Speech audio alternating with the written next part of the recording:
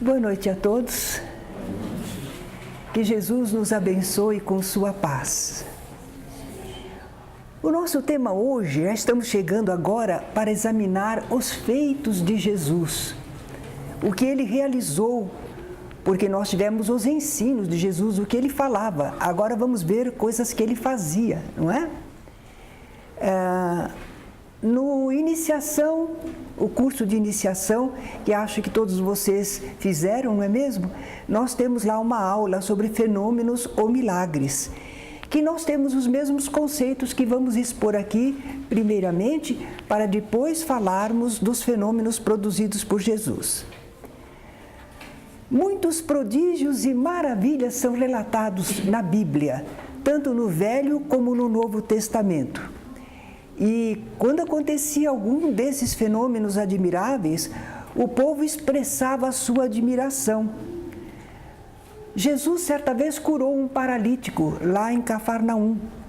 As pessoas ao redor, que não eram seus seguidores, especialmente as pessoas que presenciaram, exclamavam: "Hoje vimos prodígios". Essa palavra é em aramaico. Se eles falassem em latim, diriam milagre, que vem do verbo mirare, olhar. Então, a nossa palavra milagre, ao rigor, significaria ao fato digno de ser olhado, não é? Um milagre, algo assim admirável. Mas essa palavra milagre mudou de sentido. Por que mudou de sentido? Por influência da teologia católica, que é muito importante aqui para a formação cultural do nosso país, não é? E começou então milagre a designar uma derogação das leis naturais, uma mudança, uma anulação das leis naturais, porque Deus assim estaria mostrando o seu poder, dando uma demonstração de como Ele é poderoso. Para ser considerado milagre nesses termos, o fato teria de ser sobrenatural, acima da natureza, fora das leis da natureza. E por isso mesmo seria um fenômeno inexplicável, porque está fora das leis da natureza, como é que nós poderíamos explicá-lo? E também teria que ser insólito, quer dizer, isolado, não costumeiro, fora do habitual, porque se começasse a acontecer sempre, deveria aí haver uma lei. Aí já não seria um milagre, segundo esse entendimento, não é? Agora vejamos. Antigamente havia muitos milagres. Havia. Nós não estamos querendo fazer qualquer crítica a religião nenhuma. É apenas as ideias, nós estamos examinando as ideias. Antigamente tudo era milagre, não é? O pessoal, como é que fazia? Ai, curou em tal lugar, apareceu não sei o quê, tudo era milagre, porque era sobrenatural, era inexplicável, era insólito, não é? Mas é que a ignorância humana era muito grande. O povo não conhecia quase nada. A maioria dos fatos que podiam acontecer eram inexplicáveis, não só em relação ao aspecto religioso. Nós tínhamos certas noções tão erradas antigamente, não é? Por exemplo, eles diziam: não coma banana com leite, nossa, manga com leite, jamais, não é? Hoje em dia o pessoal faz vitamina, junta todas as frutas, não é? Então muita coisa para nós era tabu, era inexplicável, era perigoso, não é? Porque a ignorância humana era muito grande. Por isso muitos fatos foram considerados sobrenaturais, milagrosos. Mas o conhecimento humano vai progredindo e, naturalmente, a ciência começa a esclarecer muitos fenômenos, muitos fatos, como são, como é que acontece, por quê, não é? Quando a ciência revelou essas novas leis que explicam fenômenos, foi destruindo lendas, abolindo crendices e superstições. Então, que interessante, à medida que aumenta o conhecimento humano sobre os fenômenos do mundo em que vivemos, o rol dos fenômenos milagrosos vai diminuindo. Então, o rol dos fenômenos conhecidos, o círculo dos fenômenos conhecidos, cresce, cresce, cresce. O rol dos fenômenos inexplicáveis, principalmente no campo da religião, vão diminuindo. Mas ainda resta muito de maravilhoso, que é aquilo que o pessoal acha que é inexplicável, que é relacionado a coisas que não se entende, não é? Onde é que resta esse maravilhoso ainda? É tudo que diz respeito à ação do Espírito sobre a matéria. Esse campo, por enquanto, a ciência não estuda, não consegue penetrar, porque ela não aceita a realidade da vida espiritual, então ela não pesquisa nesse campo, ela pesquisa só no campo da matéria. O Espiritismo já nos instrui e orienta muito sobre esses fenômenos. À luz da doutrina espírita, nós sabemos que muitos daqueles feitos admiráveis que a Bíblia narra são possíveis, são verdadeiros. Ainda podem acontecer entre nós. Eles são muito extraordinários, mas não são milagres, porque não são derogação das leis naturais.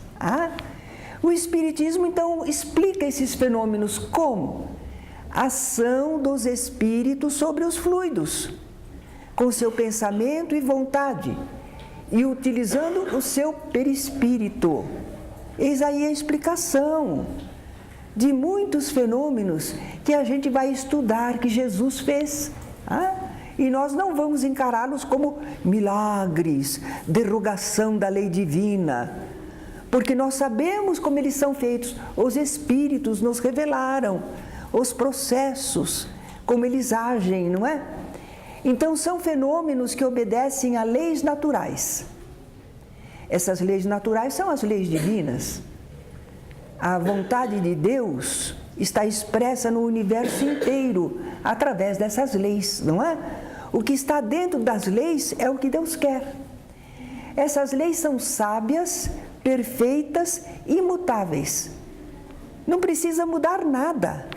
Nunca!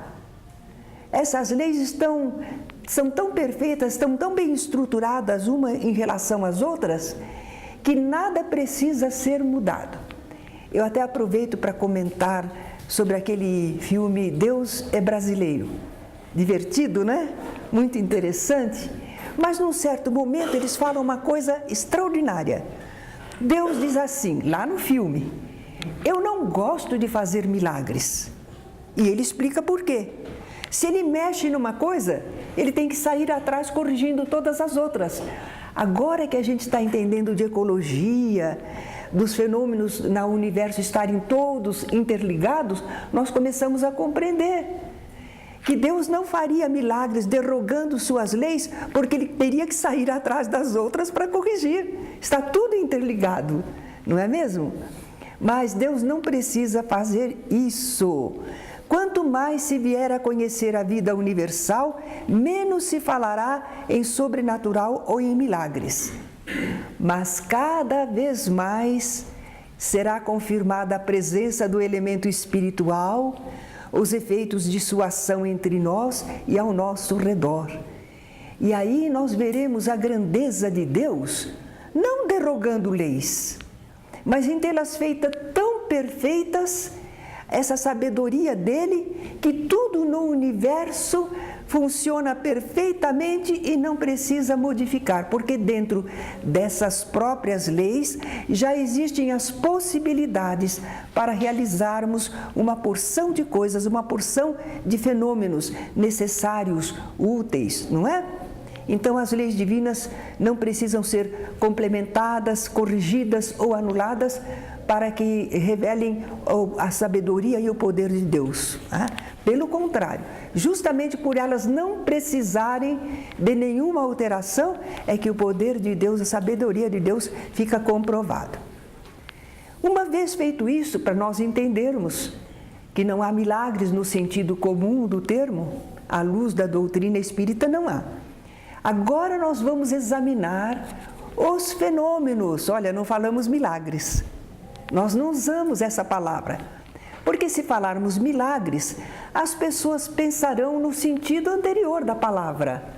Então, nós deixamos essa palavra de lado, não é? Nós preferimos falar fenômenos. Jesus realizou muitos fenômenos admiráveis, dos tipos mais variados. Curou enfermos físicos, instantaneamente. Ele fez afastamento de espíritos perturbadores que influíam sobre as pessoas. Ele deu demonstração de clarividência, que é ver à distância e mesmo através de corpos opacos. Ele demonstrou também ser capaz de captar pensamentos, telepatia. Fez o fenômeno da multiplicação de pães e peixes. Ele andou sobre as águas, quer dizer que ele levitou. Ele não caminhou sobre o elemento líquido, mas ele flutuou acima. Ele se transfigurou extraordinariamente numa certa ocasião, ficou resplendente, com as vestes alvíssimas, luminosas.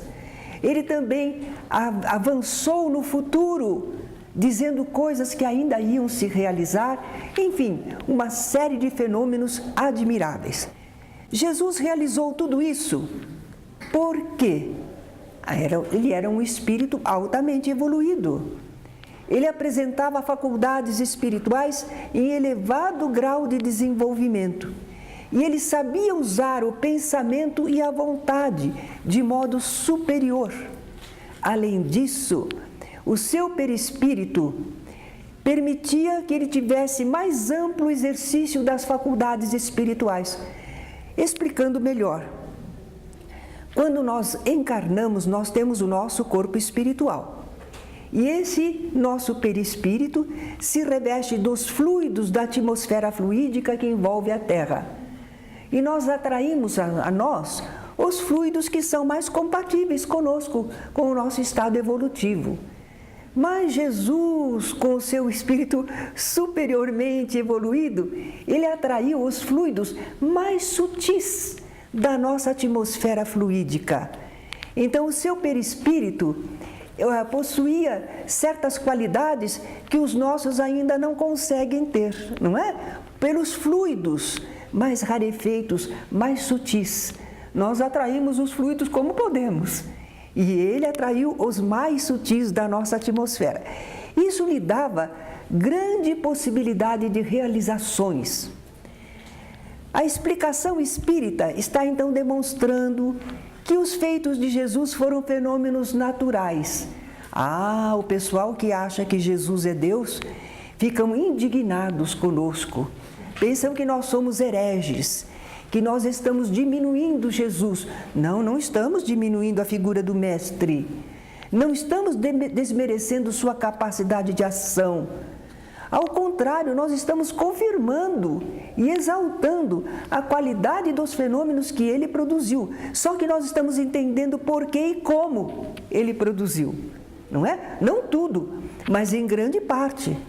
Seu pensamento poderoso, sua vontade firme, os fluidos rarefeitos de que ele dispunha no seu perispírito, além de toda a sua capacidade espiritual, não é? Se vocês gostam deste assunto, vocês poderiam procurar o livro A Gênese de Allan Kardec.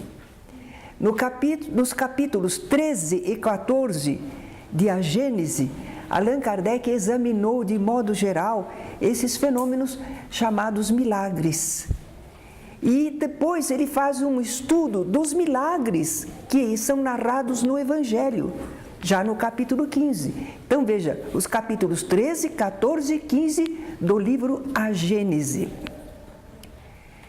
Esses fenômenos todos que Jesus realizou, vocês vão ter nas próximas aulas. Nós hoje não vamos examinar muitos fenômenos, não, porque vamos ter isso nas próximas aulas. O que nós vamos fazer agora? Nós vamos examinar a atitude de Jesus ao realizar esses fenômenos e das pessoas que o rodeavam. Comecemos perguntando: por que será que Jesus realizava alguns fenômenos? Para quê? Ele achava necessário? Claro, para prestar benefícios a necessitados, para socorrer a humanidade. Por isso que ele às vezes fazia estes fenômenos admiráveis. E fazia esses fenômenos às vezes espontaneamente, ninguém pediu. No caso, por exemplo, daquela viúva na cidadezinha de Naim, que ia sepultando o filho, não é? O filho único, ela era viúva.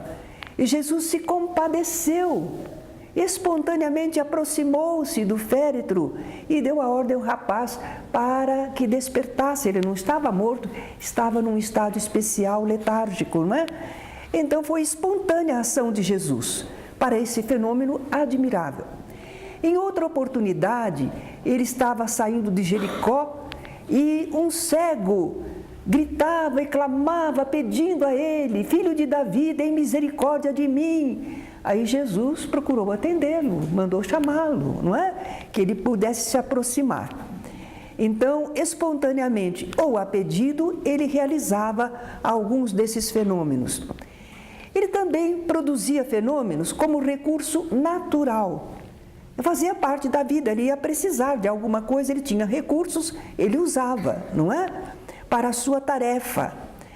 Quando ele levitou sobre as águas do lago, não foi para ficar mostrando para ninguém, e não foi propriamente para socorrer ninguém. Então, o que é que aconteceu ali? Ele ficou atendendo o povo e os discípulos tomaram os barquinhos e atravessaram o lago. E depois, quando terminou de atender o povo, como é que ele ia para lá? Então, com a sua capacidade, ele levitou sobre as águas. Não tinha barco, mas ele tinha outro recurso para chegar a Cafarnaum, continuar a tarefa, não é? Numa outra oportunidade também, já quase ao fim da vida corpórea dele, ele fala para 2 discípulos irem a Jerusalém e prepararem a Páscoa. E ele explica quem eles vão encontrar à entrada da cidade, como eles devem falar, que aquele senhor vai acolhê-los no salão, é lá que eles vão comer a Páscoa, né? Uma porção de coisas Jesus sabia sim e providenciava. Eram fenômenos espontâneos para que ele pudesse realizar a sua tarefa. Hoje nós temos celulares, nos comunicamos à distância, né? Às vezes a gente assiste aqueles filmes mais antigos e vê as pessoas aflitas porque precisam fazer alguma comunicação e não tinha celular naquele tempo, não é? Hoje a gente diz: pega o celular. Então Jesus tinha recursos que ainda a maioria das pessoas não dispunha deles, não é? Agora, Jesus também fazia alguns fenômenos como sinal de sua missão. Os israelitas tinham um entendimento assim: se uma pessoa estava investida de autoridade, poder espiritual, para falar em nome de Deus, agir em nome de Deus, que se era um profeta, um porta-voz de Deus, devia dar sinais disso. E os sinais eram exatamente fenômenos extraordinários. Aí eles diziam: essa pessoa está investida de autoridade. Então vejamos o que acontecia. Pedro, lá no dia de Pentecostes, depois que Jesus já tinha partido, quando ele fala sobre o Mestre, ele diz: Jesus, o Nazareno, homem aprovado por Deus diante de vós, com milagres, prodígios e sinais, os quais o próprio Deus realizou, por intermédio dele entre vós, como vós mesmos o sabeis. Quer dizer que ele está apresentando Jesus, que era capaz de fazer sinais. Esses sinais provavam que Jesus tinha autoridade espiritual, não é? Mas às vezes Jesus não realizava os fenômenos, mesmo podendo. Caprichoso? Queria ou não queria? Não, tudo tinha sua razão, não é? Muitas vezes Jesus foi convidado, às vezes nem era convidado, era desafiado a realizar fenômenos para com eles atestar seu poder e autoridade espiritual. Às vezes ele atendia, às vezes não, porque nunca fazia fenômenos se fosse apenas para satisfazer curiosidade vã ou caprichos alheios. Não, aí não. Ele não brincava com essa capacidade de realizar.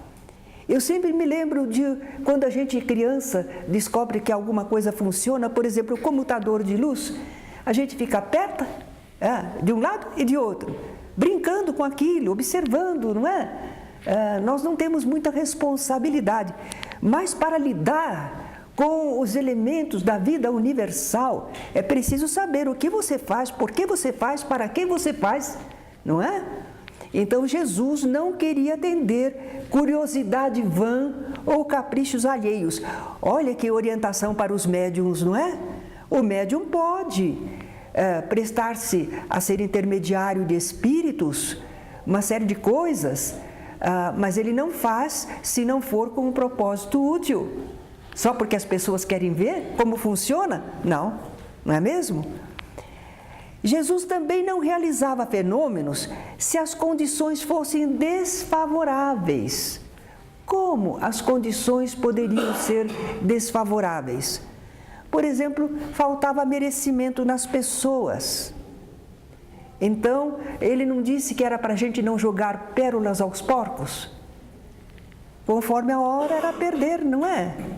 Era desproporcional, né? Outra coisa, quando ele não queria se expor desnecessariamente ante os adversários. Então, ele evitava, para não chamar muita atenção, não é? Agora, então, nós vamos exemplificar tudo isso que acabamos de falar. Por que ele não fazia? Quando ele não realizava, por quê? Os fariseus e saduceus, certa ocasião, experimentando, lhe pediam mostrasse um sinal vindo do céu. Jesus respondeu: eles sabem, pelo aspecto do céu, dizer se fará bom tempo ou mau tempo. É verdade, né?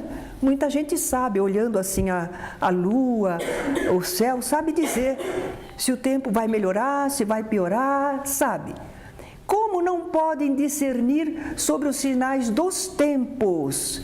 Aos tempos de evolução para a humanidade, não é? Eles não eram capazes, eram inteligentes, não eram capazes de perceber que o tempo estava chegado para novas informações, para o avanço do conhecimento, não é?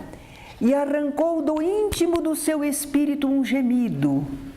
Olha aí, a gente pensa que Jesus só, poderoso, não, ele sentia. Uma geração má e adúltera pede um sinal, e nenhum sinal lhe será dado, senão o de Jonas. Que sinal é esse? Jonas. Quem foi Jonas? Qual é a história dele? O povo daquela época sabia. Todo mundo entendeu. Jonas foi um profeta, não é? Que não quis fazer uma pregação contra Nínive e depois ele foi engolido por um grande peixe. Mas já ao terceiro dia, ele foi lançado na praia. Jesus estava aludindo quando ele ressurgisse, que ele iria ser engolido pela morte, o fenômeno da desencarnação, mas depois ele reapareceria. Esse sinal iria ser dado, né? Mas não para atender aos fariseus e saduceus, era geral, fazia parte da tarefa dele, o ressurgimento espiritual. Após expulsar os vendilhões do templo, naquele episódio, não é? Ele foi interrogado. Que sinal nos mostras para fazeres estas coisas? Eles queriam que Jesus mostrasse um sinal para dizer, eu tenho autoridade, veja, né? Mas Jesus respondeu, destruam este santuário e em 3 dias o reconstruirei. Eles não entenderam. Pensaram que Jesus falava do templo de Jerusalém. Não, ele estava falando do templo do seu corpo. Ele usava o corpo só para o serviço, para atender às leis divinas, à vontade de Deus, não é? Então ele não quis dar um sinal. Já havia algo programado, repararam? O que está programado, o que é necessário, vai ser dado, mas não para atender os caprichos de cada pessoa. Herodes, quando viu Jesus, levaram Jesus lá manietado, não é? Está sendo Jesus julgado. Sobremaneira se alegrou Herodes, ficou muito contente. Há muito tempo ele queria ver Jesus, ele ouvia falar de Jesus, não é? E esperava também vê-lo fazer algum sinal. Então interrogava Jesus, mas Jesus não respondia nada e não fez nada de extraordinário à frente de Herodes, não é? Em Nazaré não fez ali muitos milagres. Nós já vimos isso em aula anterior, por causa da incredulidade deles. Não favorecia, não é? Também, quando os irmãos de Jesus disseram a ele para deixar a Galileia lá e ir para a Judéia, realiza lá seus feitos, porque ele tinha realizado pela Galileia. Então ele diz, aqui não, vai lá para os judeus, como quem diz lá entre os judeus, que são sábios, que são entendedores das coisas, né? Vai lá fazer, não é? Mas eles diziam isso porque não acreditavam em Jesus. Eles ainda não sabiam da tarefa de Jesus, da missão de Jesus. Interessante, né? Eram irmãos deles, mas não viam Jesus ainda como o mestre, como o Messias, não é? Depois aderiram, mas nessa época ainda não. E Jesus respondeu a eles, meu tempo não é chegado, mas o vosso está sempre pronto. E continuou lá na Galileia, não atendeu ao que eles falaram não é? Era uma programação, ele estava cumprindo um programa. Bem, então vimos quando Jesus realizava ou não realizava os fenômenos. Vejamos agora as pessoas que presenciavam esses feitos admiráveis. Como é que elas se sentiam? O que elas faziam? Bom, os discípulos, quando Jesus realizou o primeiro fenômeno, qual foi? Vocês sabem. As bodas de Caná. Transformação da água em vinho, não é? Essa explicação toda vocês vão ter depois dos fenômenos, né? Mas aquilo era uma grande demonstração. Os discípulos que estavam começando a acompanhá-lo, e acreditaram nele, ficaram convictos de que ele tinha autoridade espiritual, não é? E os populares, ora, nós já dissemos lá no começo, jamais vimos coisa assim, hoje vimos prodígios. O povo se admirava, não é? Sabia que eram coisas extraordinárias.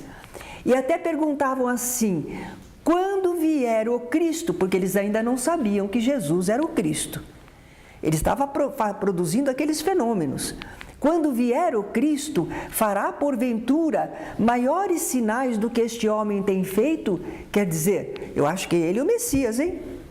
Porque se o Messias vier, fará coisas mais extraordinárias do que esta, não é? Então, os discípulos, os populares, aceitavam bem, mas os adversários não aceitavam, não. Eles pediam o sinal, mas eles iam pôr defeito. Eles iam mostrar alguma falha, não é? Por exemplo, quando Jesus curou um cego de nascença num sábado, eles disseram, esse homem não é de Deus, porque não guarda o sábado. Imagine, não viram o benefício que ele fez para aquela pessoa. Só viram que era sábado, ele não deveria curar, que curar era trabalho. Mas as pessoas outras que estavam ali por perto, elas perceberam, como pode um homem pecador fazer tamanhos sinais? O povo entendia, mas os adversários eram sempre cruéis, né? Quando Jesus afastou de um homem o espírito que o deixava mudo e o homem voltou a falar, o que é que eles disseram, os adversários? Ele expele os demônios pelo poder de Belzebu, o maioral dos demônios. Quer dizer, ele tem parte com o demônio, não é coisa boa.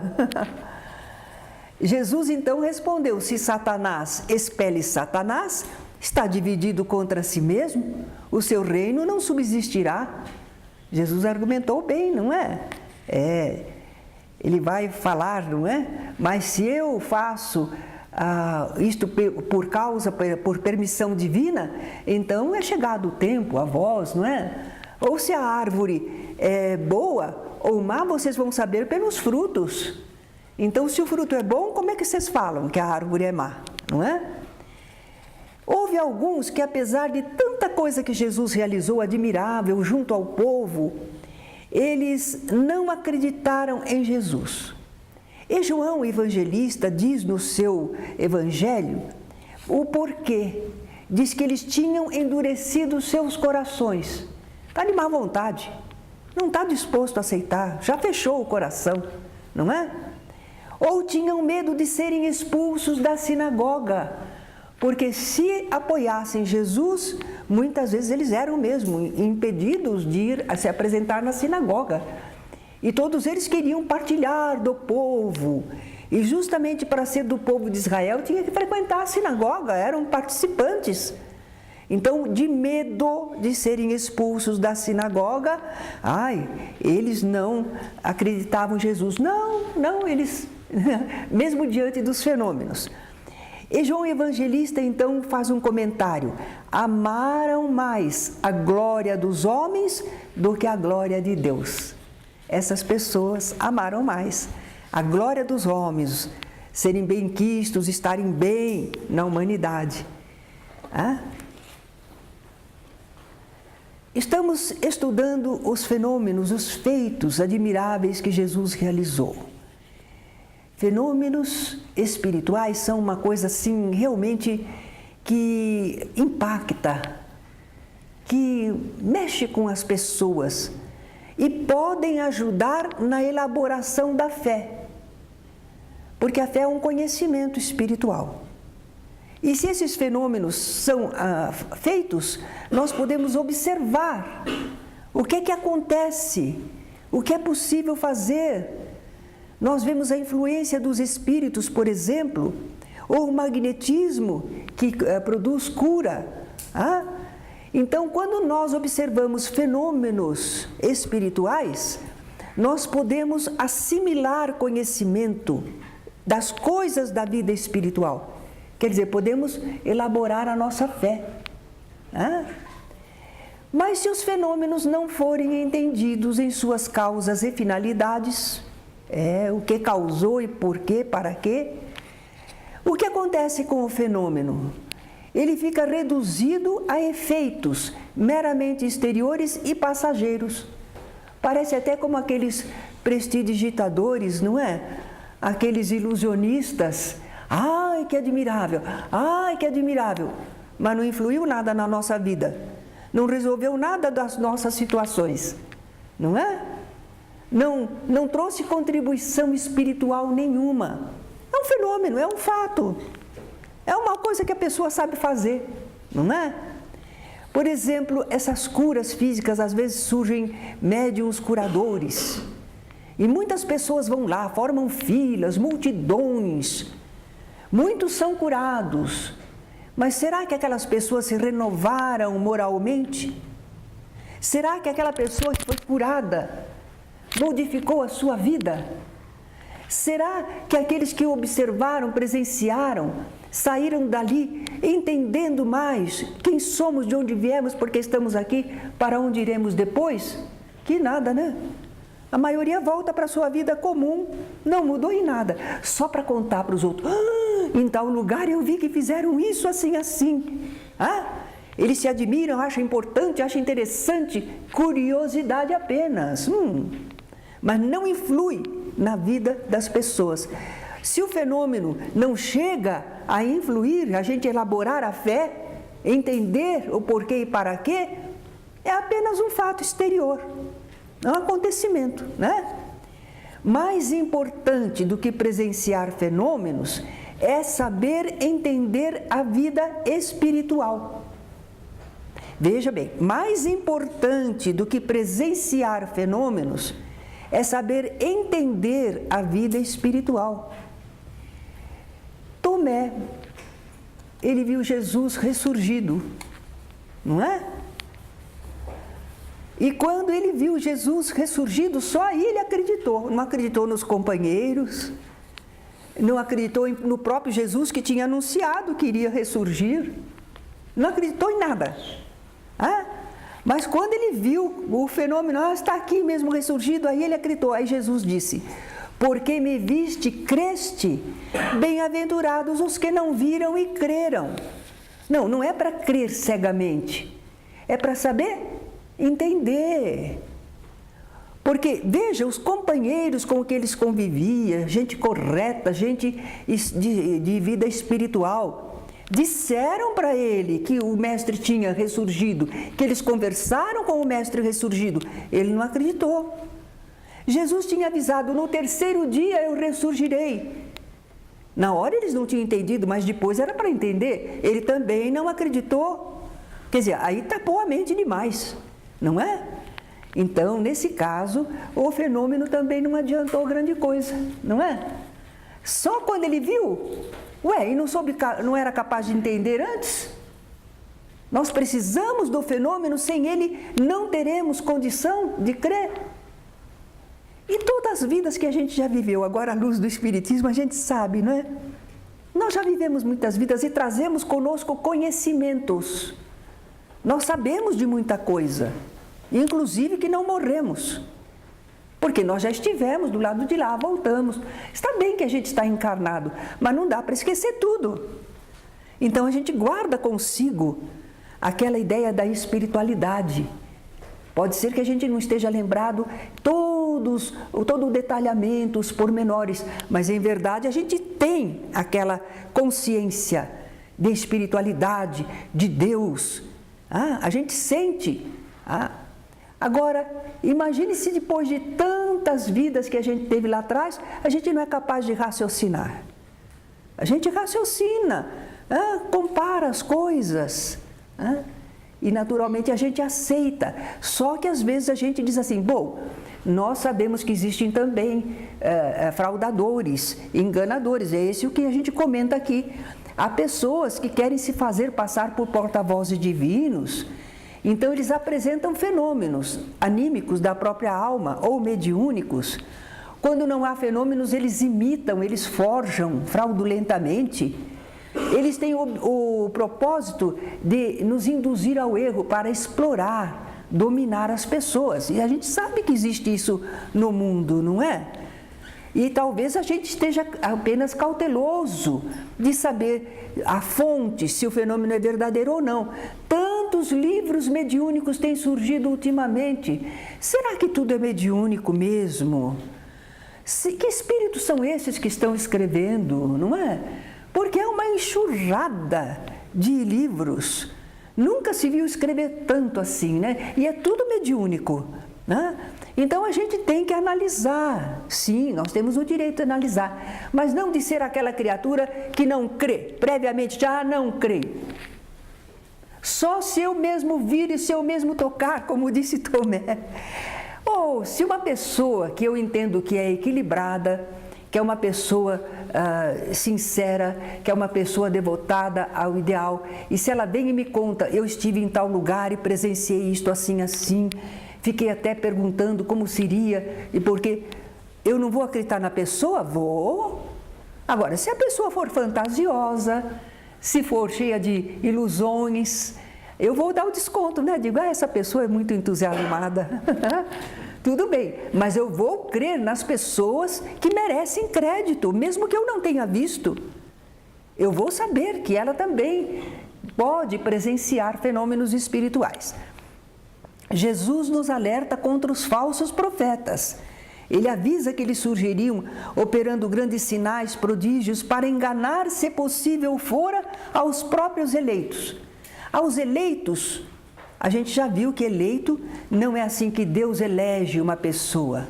É a própria pessoa que, pela sua conduta, seu modo de ser, se elege diante de Deus. Estão lembrados da nossa comparação? Quando a gente, por exemplo, vai receber uma visita e a gente tem uma hortinha em casa, a gente quer oferecer uma salada para a visita, a gente vai lá na horta. Qual verdura que a gente escolhe? Aquela que está bonita, que está viçosa. Por quê? Nós reconhecemos as qualidades dela, e então é ela que é escolhida. Os eleitos são as pessoas que se qualificam para isso, é pelas suas qualidades.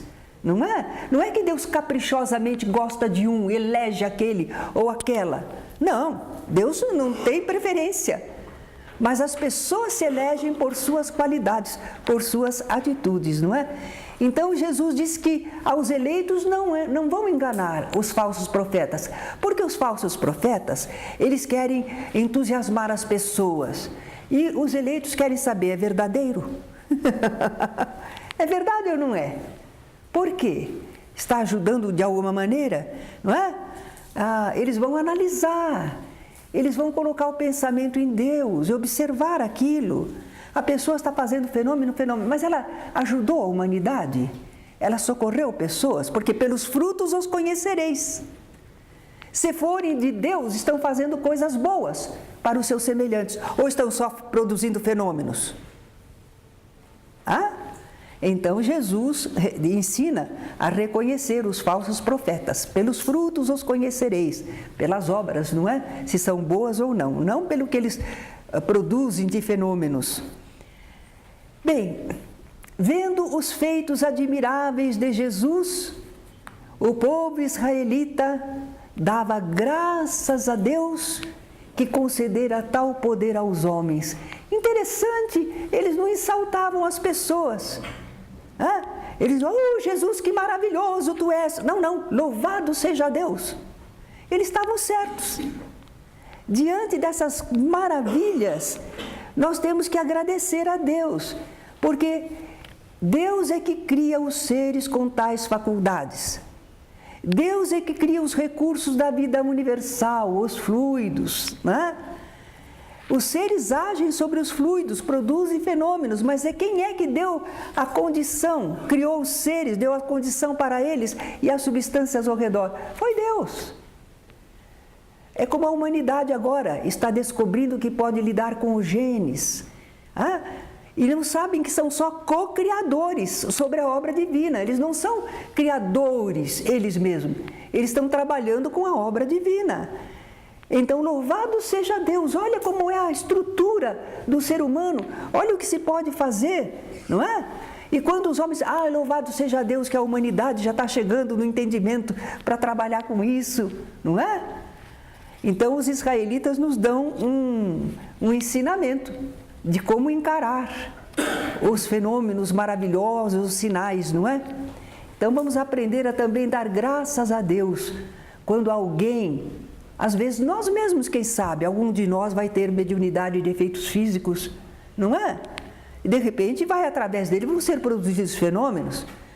Então, quer sejam produzidos por outros, quer sejam produzidos por nós, esses feitos espirituais bons, admiráveis, nós temos que louvar a Deus, agradecer a Deus. Nós somos só intermediários quando chegamos a realizá-los, não é? Jesus falou sobre os feitos de quem o segue.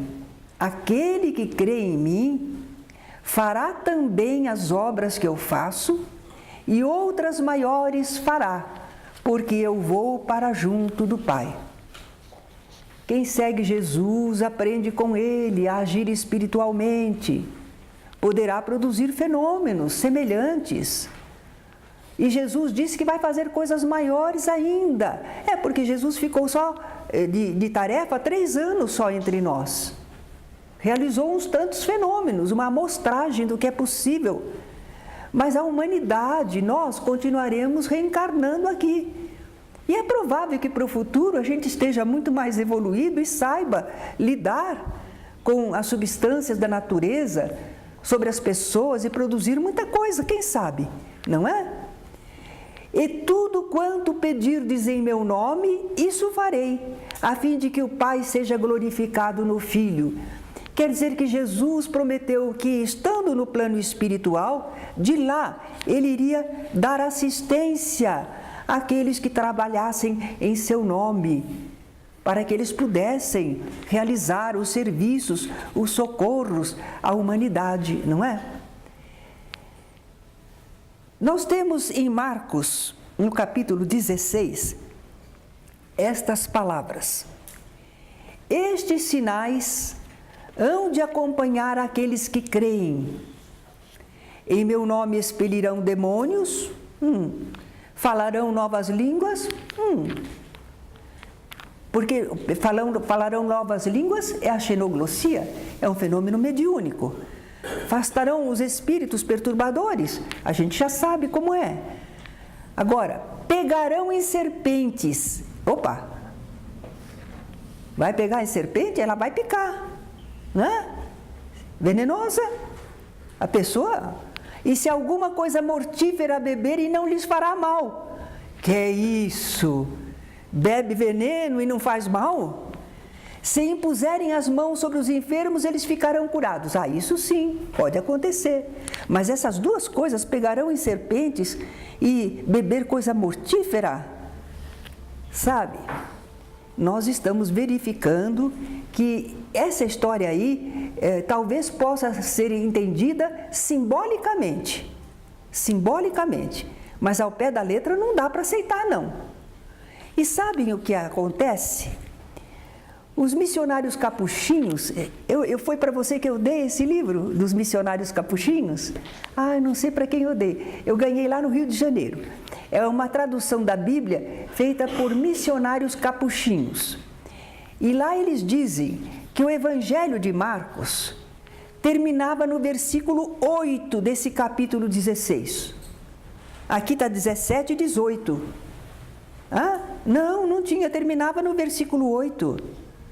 Deixava os leitores na expectativa da vinda do Senhor ressuscitado. Então, isso que existe ali, versículo 9 até o versículo 20, inclusive aqueles sinais, sabe o que é? Diz que é um resumo feito depois de terem sido escritos os outros evangelhos. Quer dizer, é um acréscimo. Não é falado por Jesus. A Bíblia de Jerusalém também esclarece que a dúvida quanto a esse trecho, ele já era conhecido desde o século II, mas teria sido escrito para substituir o finalzinho primitivo do Evangelho de Marcos que desaparecera. Alguém colocou isso lá, como final, não é? Então vejam, às vezes a gente precisa estudar um pouquinho para não acompanhar tudo, não, mas lá está escrito que pega em serpente. Eu vi um documentário dos Estados Unidos, uma seita, um homem que pega em serpentes, não é? E diz que não acontece nada, elas picam ele, mas não acontece nada. Precisava ver como é que estão essas serpentes, já extraíram o veneno, não é? Porque é uma encenação. Então, as pessoas ficam fanatizadas e querem repetir os fenômenos como estão narrados, sem preparo. Não, eu creio em Jesus, eu vou pegar a serpente, não vai me acontecer nada. Nós estamos forçando a situação, né? Paulo realmente tem no Evangelho, por causa disso, talvez que puseram. O apóstolo Paulo, numa das viagens, houve naufrágio, e depois ele tinha escapado do naufrágio, mas depois lá na ilha estava meio chuvoso, eles acenderam uma fogueira, ele ajudou a pegar uns gravetos e tinha uma víbora no meio dos gravetos e picou ele. O pessoal ficou esperando que ele ia morrer, mas não aconteceu nada com ele. Então a gente vê que houve ali algum socorro espiritual mesmo, não é? E por causa dessa passagem, talvez é que puseram aí. Pegarão em serpentes e não acontecerá nada. Beberá coisa mortífera e não morrerá, né? Então a gente vê que essa parte, deixem de lado, ponham uma interrogação, não é? Mas o que aconteceu com os apóstolos? Está escrito lá. Nós vamos encontrar em Lucas, Atos dos Apóstolos, aquilo que, quando eles contam tudo que os apóstolos fizeram depois que Jesus retornou ao mundo espiritual. É o livro Atos dos Apóstolos, não é? E eles, tendo partido, pregaram em toda parte, cooperando com eles o Senhor e confirmando a palavra por meio de sinais que se seguiam. Mas os sinais que seguiam era a cura de enfermos, o afastamento de espíritos perturbadores. Eram coisas assim, não eram coisas tão mirabolantes, não é? A narrativa detalhada do labor dos seguidores de Jesus, bem como dos sinais com que o mundo maior confirmava a missão espiritual deles, está lá em Atos dos Apóstolos. Depois que a gente comenta estas coisas, estamos nos preparando para depois examinar os fenômenos que Jesus fez, nós tiramos uma conclusão, que aprendendo e servindo com Jesus, todos nós teremos sua assistência espiritual, através dos seus mensageiros, não é? E também realizaremos fenômenos espirituais. Aplicação de passes com resultados benéficos para as pessoas, não é?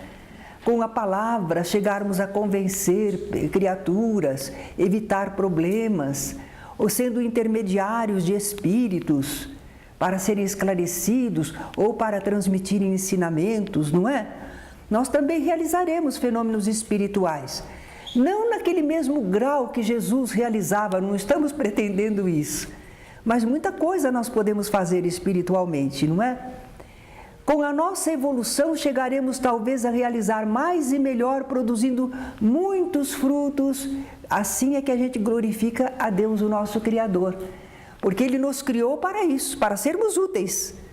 E quando nós conseguimos realizar estes fenômenos benéficos, nós estamos glorificando o nosso Pai. Nós somos só um instrumento da vontade dEle, não é? Glorificando ao nosso Criador, que nos criou exatamente para o cumprimento desses desígnios. Mas por mais fenômenos que realizemos, e por mais admiráveis que os fenômenos sejam, não será por fenômenos que nos categorizaremos como seguidores de Jesus. Ai, olha que fenômenos que faz. Ah, esse é um seguidor de Jesus. Esse é um cristão. Sim. Olha, como Cristo fazia, ele está fazendo. Não, não é por isso. É pelo amor com que agirmos. Porque Jesus disse: novo mandamento vos dou, que vos ameis uns aos outros, assim como eu vos amei. Nisto conhecerão todos que sois meus discípulos, se tiverdes amor uns aos outros. É o que Jesus fala, né? Dos frutos. Pelas obras, pelos frutos os conhecereis. Podem produzir fenômenos admiráveis, mas não são fraternos, não são benéficos para a humanidade, então não são os mensageiros de Deus. São médiuns, são pessoas sensitivas que podem produzir fenômenos, mas não são mensageiros divinos, não é?